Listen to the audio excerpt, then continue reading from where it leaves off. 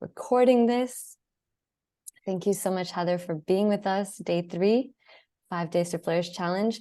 Tell us about your history, a little bit about you, Heather, so we know who is this angel that is going to chat about energy hygiene in our fields. I'm American, and I grew up in Denver, Colorado, and I've been in Tulum with the rest of you lovely ladies, some of you, for the last 5 years. And my professional background is that when I was an undergraduate in college, I was a psych major. And I thought I wanted to be Clarice from Silence of the Lambs, and I thought I wanted to work for the FBI. And then I had a really honest conversation with myself about whether or not I had the guts to do that. And I decided I didn't. And that I was too sensitive of a person to work in the crime scenes like that. And so I took a 20-year deviation into the music industry, which was another passion of mine. And I suffered from depression. The onslaught came when I was 19, my sophomore year of college. And so even though I was working, and having this dream lifestyle, working in the entertainment industry and going to rock concerts and had backstage pass access and all of that, I still suffered from depression. And so I hit my rock bottom with my depression around 2011. And I just reached a point where I was like, I can't do this anymore. I don't want to do this anymore. And I hadn't taken prescription medication, but it kind of got to that point where it was like, all right, I either need to do something different than what I was doing, which was, my only real self-regulation at that point was vinyasa yoga. And it definitely was helping. And it was, I would say, curbing my symptoms, but it wasn't alleviating them completely. And it was like, all right, I'm either gonna, but I wasn't being taught meditation in my vinyasa classes, and I wasn't being taught pranayama apart from pairing the breath with the movement. But I knew that there were other aspects of yoga that I wasn't being exposed to. And so I thought, all right, I had a friend who had told me that Kundalini yoga changed her life. I knew nothing about the practice. I just knew that it saved her. And so I thought, all right, I'm going to try this yoga. I know they meditate over there because she used to wake up before the sunrise. And I'm going to try it. And if this doesn't work, then I'm going to go see a psychiatrist and go on prescription drugs. And a few months into it, I felt so much better, but I didn't understand why, because it can be a very mysterious, mystical, even bizarre practice. And so after about a year and a half of practicing it, I decided to do teacher training. And I also decided that while I was going to do teacher training, which mine was spread out over 8 months, so it wasn't like an immersive 3 weeks, it was like one weekend and then integration, and then another weekend and integration, because I was still working in the music business at this time. And I decided to do what all the yogic texts say. I decided to give up marijuana and give up drinking and go practice celibacy and vegetarianism. And I was just going to go all in. And so without realizing it, I also implemented something called pattern interrupt, where I would have normally reached for my little pipe to take a puff on the marijuana. And instead of doing that, anytime I felt like doing that, I would do a Kundalini meditation or a practice. And about 6 months into my training, my depression left overnight. Wow. After 10 years, and it 15. Never came. 15 years. Wow, Heather, I did not know it was that. This year, 2023, represents 10 years depression free. So wow. Huge celebration for me. And I am a testament to the fact that this yoga works, and it's really powerful for mental health. And so in many ways, I came full circle back to psychology because I also studied yoga therapy while I was still in Los Angeles, and I started teaching in LA. So there was this kind of parallel of still working in the corporate world and integrating and kind of moving into the sector of wellness. And then I relocated to Tulum, and a couple of years into living here, I decided that I wanted to really make my work with people more comprehensive. So I studied neuro-linguistic programming and timeline therapy, which are the neuro-linguistic programming is a part of Jungian psychology. So in that regard, I came full circle. So I took a 20-year deviation and came back to what my real passion was. So yeah. Wow. Well, thank you so much for sharing your story. It's incredible when we fully surrender and commit what can flower for us when we're not trying to control it. And so I just celebrate your devotion ever since then. You know, I've experienced timeline therapy, and it's helped me heal my money stories, some childhood linkages that you would never connect these childhood experiences with modern day attitudes, behaviors. And so I've personally benefited so much from your combination of different modalities and methodologies, and the way that you present things is so easy to digest and understand. And a particular aspect of what you teach that I really enjoy is you're able to take these mystical concepts and make them really grounded. And my left brain, the analytical mind's like, aha, that is why I'm about to do this super woo-woo thing, because my liver is going to be recalibrated, which will affect the acid, and then my brain's going to do this. You know, it's so helpful. And so, Thank you. yeah, today, as we're talking about our bodies that are not just our physical bodies, the energy hygiene of our rest of our bodies, I'm just thinking about how many of us go through life feeling depleted a lot of the time, or a high level of stress. So in the chat box, feel free to just leave a word about maybe a negative state that you find yourself just accepting over and over again. And, you know, a lot of the time we're flourishing, and in the background, there can be this thing like exhaustion, or we go through phases, right? So feel free, everyone, to leave any kind of situation or a negative, you know, environment that you may be tolerating in your life that we're just going to look at ways to address today.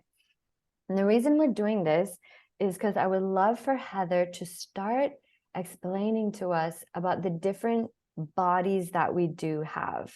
Because if you don't know how to diagnose something, you don't know what's ailing you, it's really hard to get to the root of it. So in Kundalini, Heather, what are the different bodies? How does it work?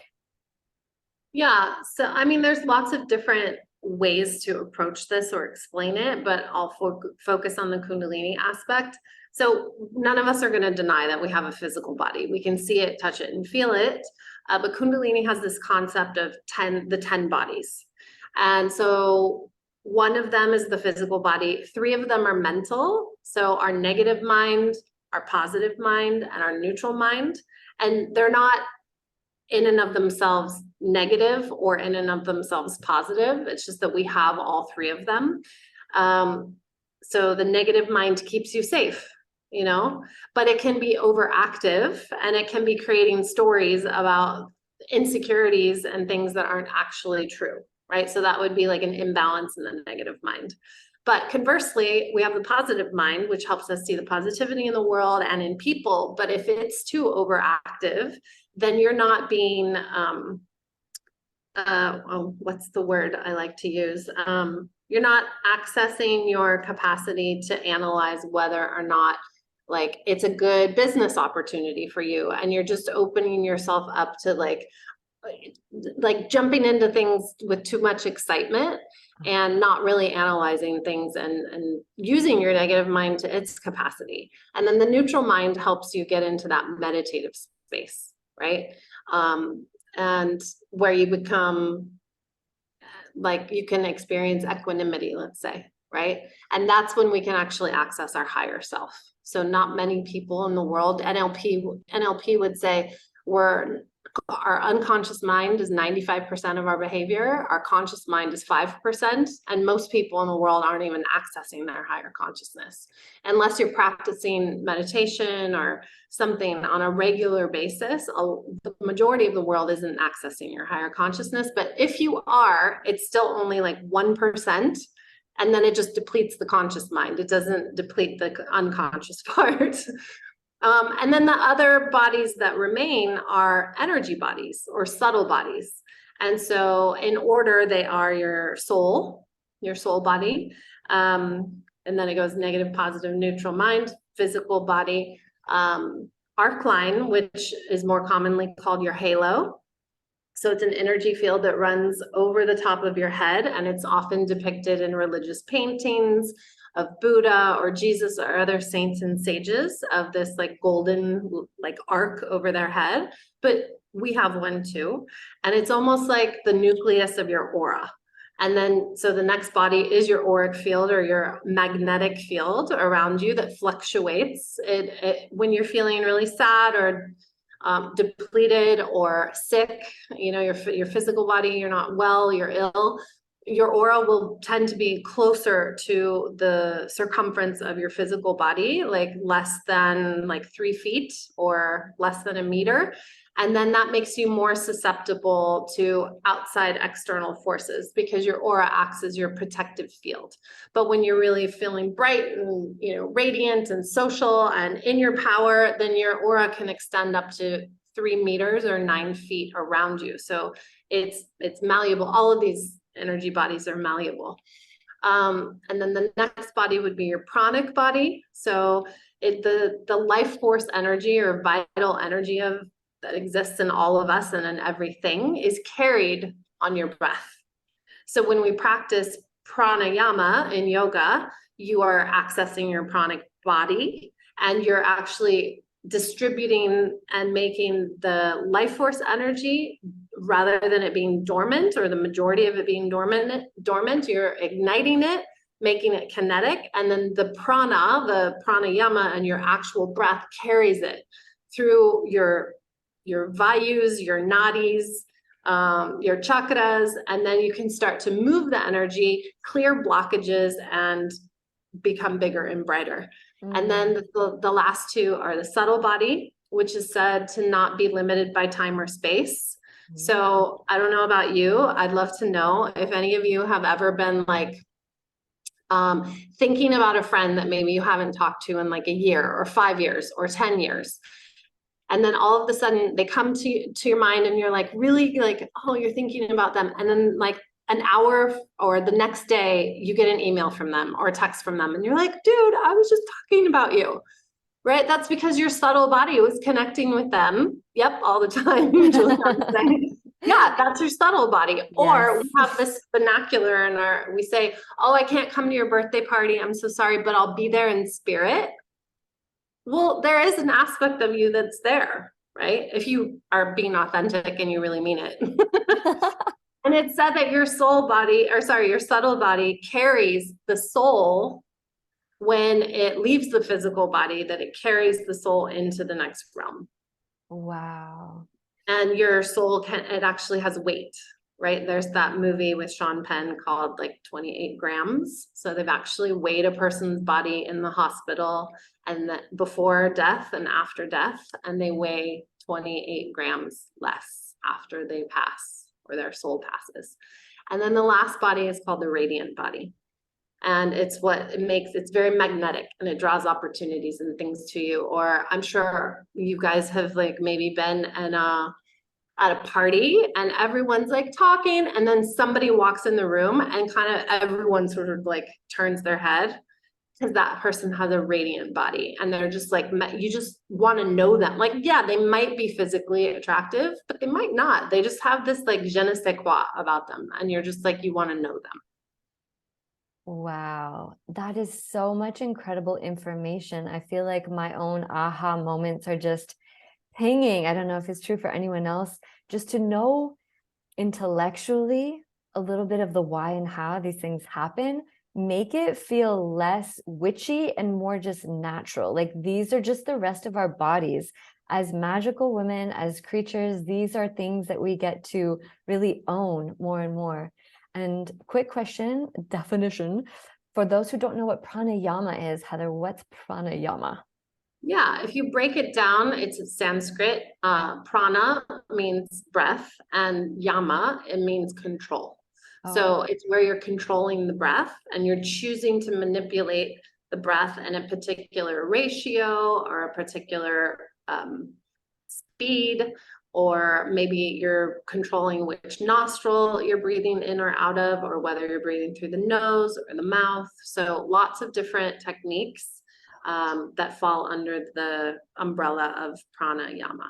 amazing. Thank you for that nugget of clarification. So now that we have these definitions of the bodies and where our magnetism comes from, where our ability to call our friends on our psychic telephones come from, how do you define energy hygiene? Like in your world, what would you describe as energy hygiene practices generally before we dive into some examples and an actual technique? Yeah, I think for myself, I recognize when I get to feel like very frenetic. That tends to be I'm a feeler, so I'm in NLP. We talk of different ways in which we communicate and process information, and one of my ways is like I really feel things in my body, and so yeah, it feels like static around me. And when I feel like that, I know I need to kind of regulate. I know Juliana spoke yesterday of this like window of tolerance. So I know that for myself, I need to self-regulate if I'm feeling frenetic. The energy itself, it comes from different aspects within our physical body too. Even though we have all these 10 bodies, it also, as it relates to our physical body, it's the breath, it's the nadis, which are like the left and right channels of your nostrils, and then the central channel, which is how the energy flows up and then starts to awaken what we call the upper triangle, which is the fifth, sixth, and seventh chakras, and also our chakra systems themselves. So I don't know if I'm answering your question completely though. Yeah, so in the chat, we had people say that we have different forms of what you could call nervous system dysregulation, or we could say fuzzy energy fields. We could say overextended energy fields. For example, Jackie said she's an overthinker, ultra analytical, and critical thinking mind is hyperactive. There's a pain in her right side of her neck shoulder, which is super interesting. Whereas Juliana says numbing out and exhaustive behavior has been themes in her life. Lisa feels more anger and that like explosion energy.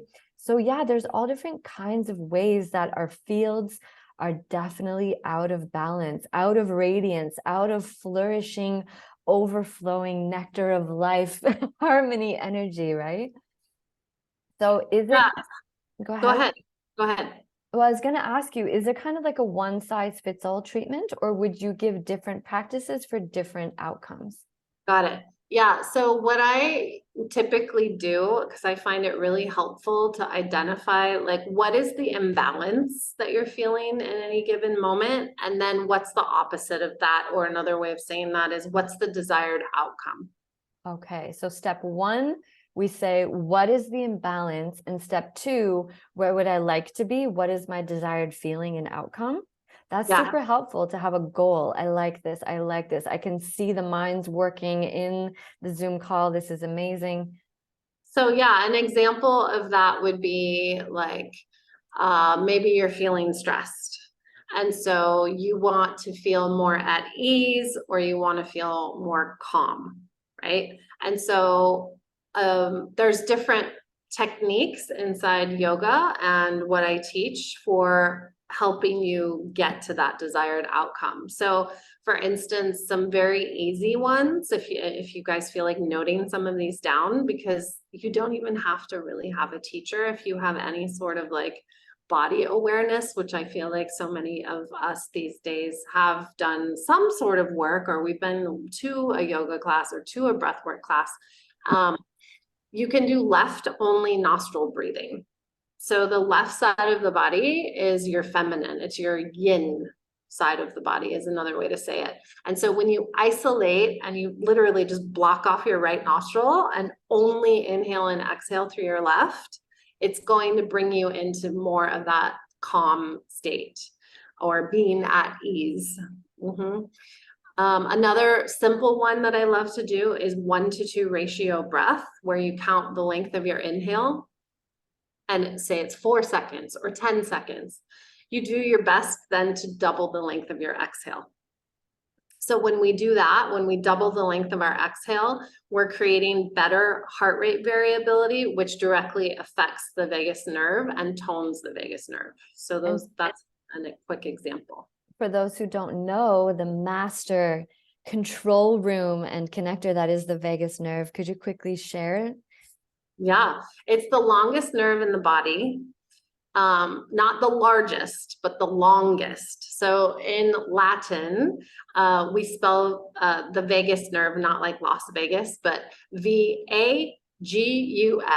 And what that means when you translate it to English is wandering or vagabond.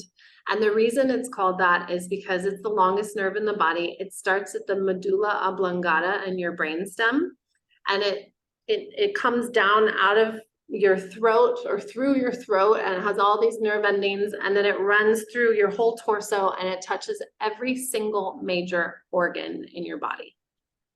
And it's one of the only cranial nerves that actually has two-way communication. So it's both sending information from your brain to your body parts or your organs, and receiving information from your organs back to the brain. And not every cranial nerve does that. A lot of them are one-way communication.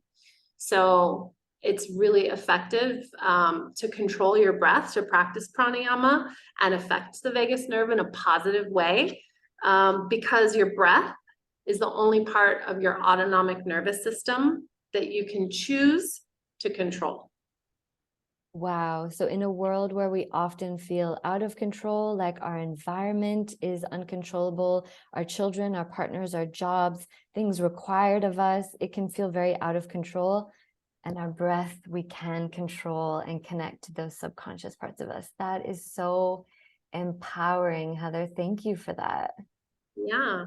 Another one that I would say that a lot of us as like solopreneurs or entrepreneurs often feel, I know I do, and throw it in the text. I know somebody else, well, I'll just go ahead and say, but to go ahead and text us and let us know like what else you often feel numbing and exhausted. I go into those states where, yeah, I just want to like binge watch Netflix. Yes, And so very familiar. I would say like breath of fire would be a really good technique for when you want to go into that numbing state, because you're moving your belly in and out, you're fluctuating. It's sort of like this breath that the easiest way to actually kind of connect with it is imagine that you're panting like a dog. It doesn't have to be as fast as a dog, but like,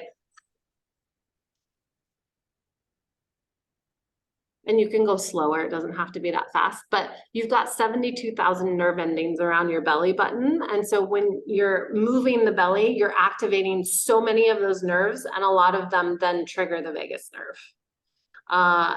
They call it in Kundalini, we say that it's an adaptogenic breath.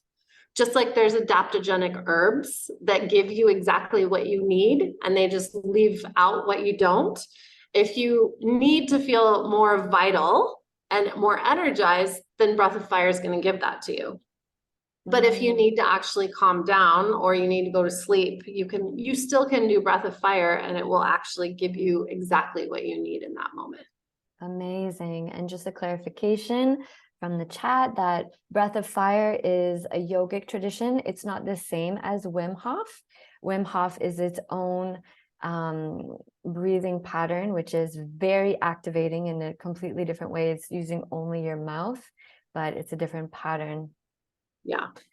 And then, sorry, I wanted to visit this. I was talking about the numbing, but I think a lot of us also sometimes feel scattered, or like we have confusion or brain fog. And I know that like I can just get super overwhelmed, and I'm like, I don't even know what to do next. Like my to-do list is so long, and I'm the only one that's working on anything. I don't have a team of people. And so my desired outcome, if we go back to that, suggested way of regulating. The desired outcome might be to be more clear-minded and organized. So an example of a breathing technique that you would want to do is actually balance the left and right hemispheres. So is where before we were saying, oh, isolate and only breathe through the left. This time you want to breathe in a circular way, breathing in through the left nostril and out through the right. And so you could do that for 5 minutes, in through the left, exhale through the right, and then switch, inhale through the right, exhale through the left. And that's going to balance the hemispheres of the brain. Incredible. When you break it down like that, it feels so empowering to me, because we have almost like a self-diagnosis ability. It's the stopping, pausing, doing the scan, realizing we're in a state of dysregulation or, just an undesired energy. And then we say, what is my desired outcome? What is my desired feeling? And then let's take literally, it can be 2 minutes just to breathe through one side of our nose, pranayama breathing, or do these exercises. Thank you, Heather. If it feels good, would we be able to walk through one of these exercises with you? Of course. Yeah. One thing before we move on to that, I came across something that the 12-step programs come across, and they implement and teach, and it's called HALT.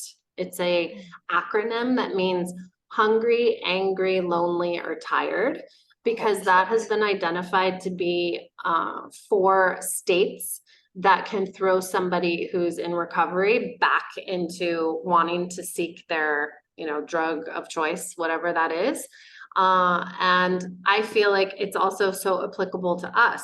Are we hungry, angry, lonely, or tired? And if you are, halt, stop, and decide what is your desired outcome. And, find a teacher in your area who you can learn from, some of these breathing techniques. Or I'm going to teach you one of my favorites right now. Everything in Kundalini has a name. So we have names for our meditations, our pranayamas, and our sequences that are like our asana practice. And this one has the best name ever. It's called What to Do When You Don't Know What to Do. Yay! Is everyone excited? Leave an emoji in the chat box if you're ready. Or if you're watching the replay, feel free to send me a DM on Instagram to be like, Heather's the best, because she is. Let's go. Thank you, everyone, for your presence. Let's dive in. So this one actually incorporates a mudra, which is a hand movement. So I'm just going to tip my screen down and show you. You're going to have, this is your left hand. So bring up your left hand and then put your right palm on top. And then you're going to cross your left thumb and then the right thumb on top. And you're going to cup your hands a little bit. So it's as though you could like hold a little bit of water there. And you have the option, you can either have your arms out at like a 60-degree angle, so they're like up towards the sky, or you can place them with that mudra at your heart. Okay. And I'm going to teach you this really quick, so don't close your eyes yet. And I want you to see me for a second so it's clear. So you're going to breathe as long and slow as possible. Okay, you don't have to count your breath. Don't worry about the ratio right now. You're going to inhale through the nose and then exhale through your nose. And then you're going to pucker your lips as though you had a straw in your mouth, and you're going to control the amount of air that's coming in by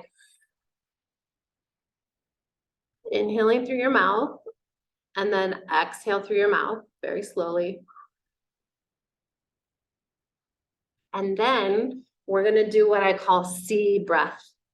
You're going to inhale through the nose, exhale through the mouth, and then reverse it. Inhale through the mouth, exhale through the nose.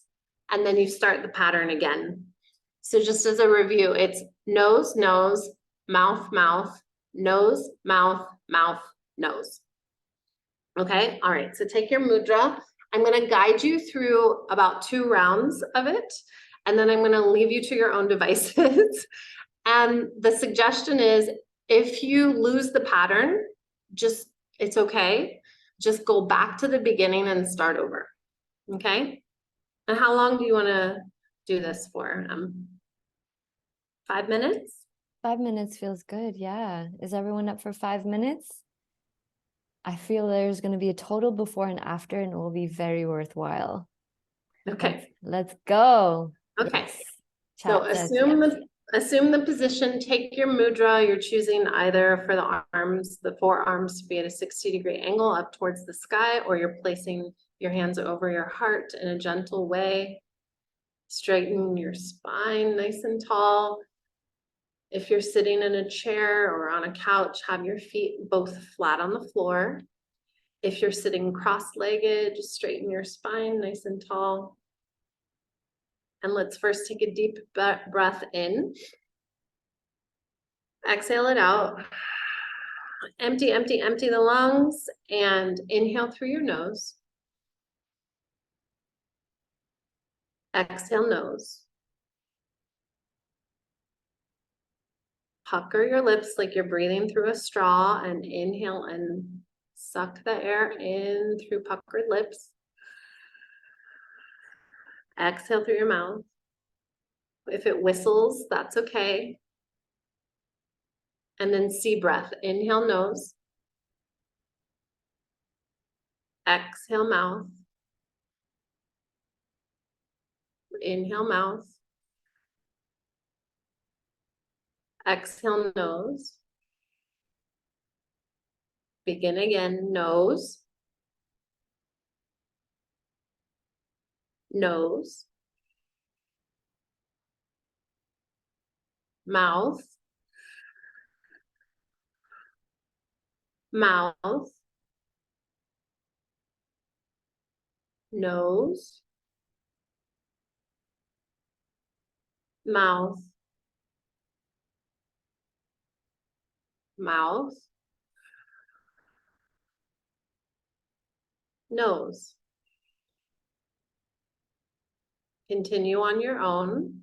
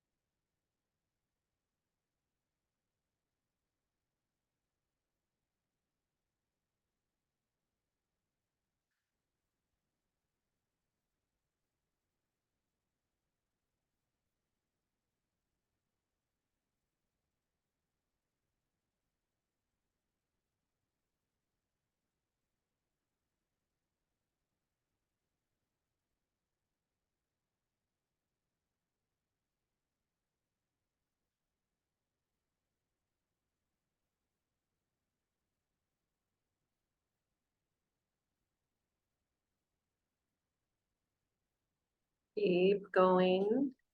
If you're having any resistance or irritation, or your mind wants to quit, that's just the unconscious mind not being familiar with the practice. To try to keep going and maintain your concentration.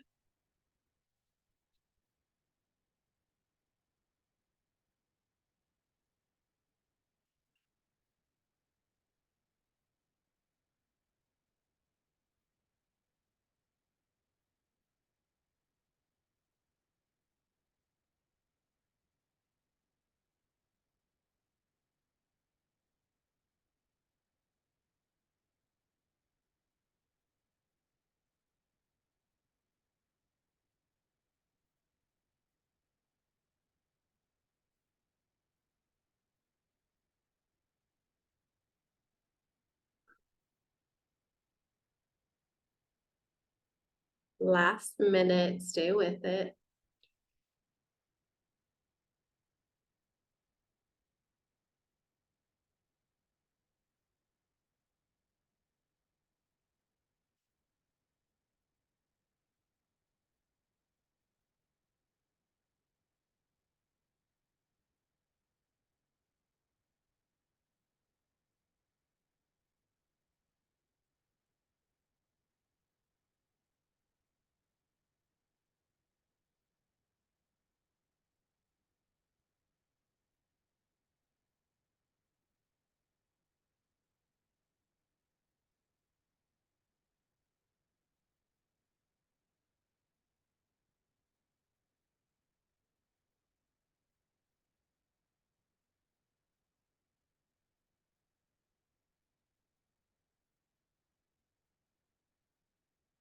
Wherever you are in the pattern, take an inhale through your nose and hold the breath. You're just gently holding it. No tension in the face. Relax your forehead, your temples, your cheeks, your jaw. Relax your chest and your belly. If the body feels like it wants to exhale, inhale deeper, inhale more. Bring your mind to zero. Think nothing.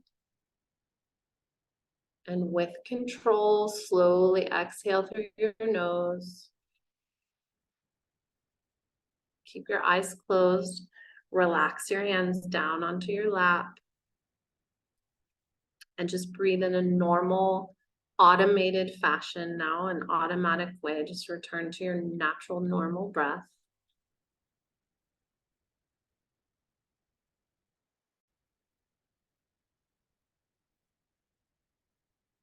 And with your eyes closed, just doing a quick scan of your emotional, mental, and physical state with no judgment, just bringing awareness to it.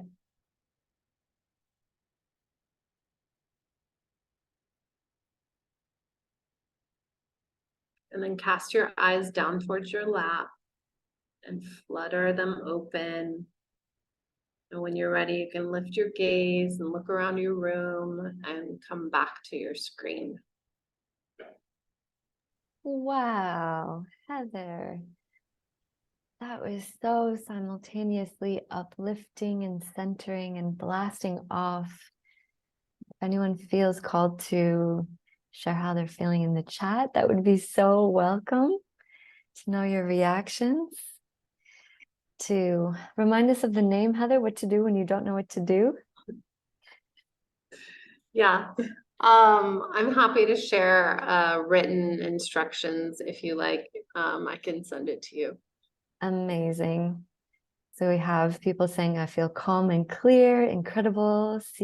Seeing green waves, it was amazing.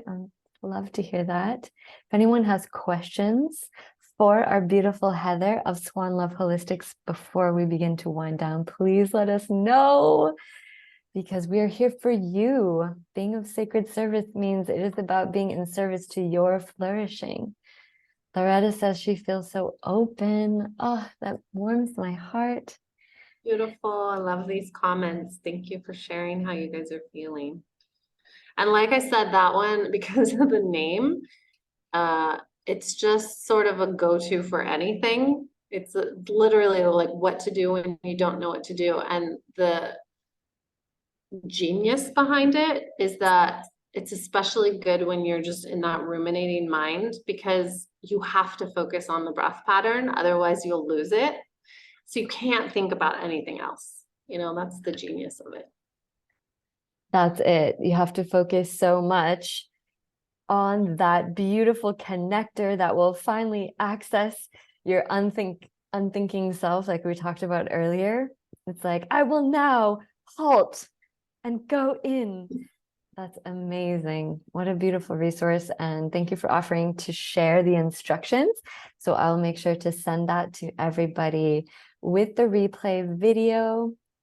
Yeah, Heather, how are people able to best find you if they would like to maybe have a timeline healing session, or, you know, go deeper into these practices, join your online Kundalini yoga community, whatever feels pulling? How can they best get in touch with you? Yeah, I would say the two easiest ways are either to go to my website, which is swan, like the bird, swanloveholistics.com, or just pop over to my Instagram, which is the same handle, Swan Love Holistics. And in the link in my bio, you have lots of options to check out. You can schedule what's the word I like to use? Complimentary consultation just for 30 minutes to see if, you know, how I work would suit you. And yeah, I have a couple online classes per week and they're by donation. So if you're curious to learn a little more about Kundalini yoga, you can just pop on and join us Sundays at 10 a.m. Eastern time or Mondays at 11 a.m. Eastern time. Those are my two online classes. Amazing. Yeah, those are the two easiest ways to find me. Yes, I love it. She's coined the term yoga church, and I'm so into it. Sunday, go to church. Sunday Yoga Church. Amazing, Heather. Well, it's been an absolute pleasure to have you here. Like Juliana just said in the chat, we are adding these breathing techniques to our toolkits for flourishing so that when we have goals to meet, we can do it over and over again, knowing that sometimes all you have to do is stop and literally breathe through just your left nostril to calm down, to end the feeling of being frazzled, stressed out, scattered, energetically cluttered. Just stop, drop, find your desired outcome, really put your finger on it and breathe. This is so empowering. Thank you again. You're welcome. Thank you so much. Yeah, I appreciate you and all of you ladies who joined today. Thank you so much for your time and your attention. And tomorrow in our challenge, it is going to be yours truly on day 4 of 5 of the 5 Days to Flourish challenge. And we're going to be talking about the challenges that sometimes come up when it's time for you to be center stage, when you are in the seat, hosting, sharing, guiding, explaining, teaching, or even just speaking from the heart in front of people. A lot comes up, right? And so I'm going to be talking about how to learn to love the things that are formerly icky.